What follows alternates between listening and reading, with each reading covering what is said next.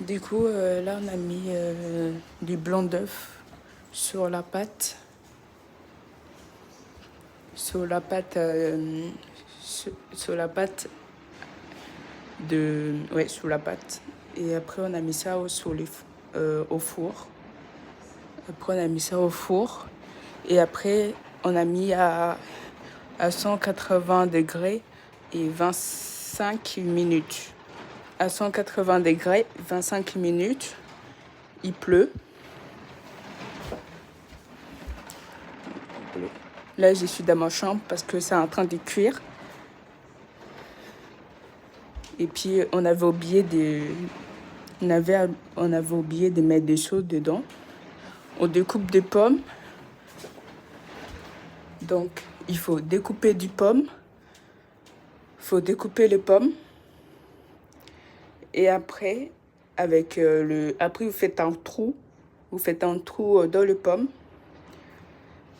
Et enfin, les pommes, vous les coupez en morceaux. Vous les coupez en morceaux. Et après, vous faites des trous dedans, dans les pommes, dans chaque pomme que vous avez découpée. Et après, mettre de la cannelle et du sucre. Mélanger du sucre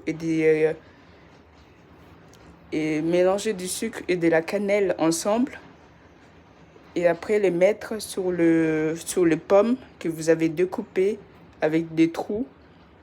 Et après, mettre de la pâte dessus, ensuite de pommes que vous avez fait. Et après mettre le blanc d'œuf sur votre pâte.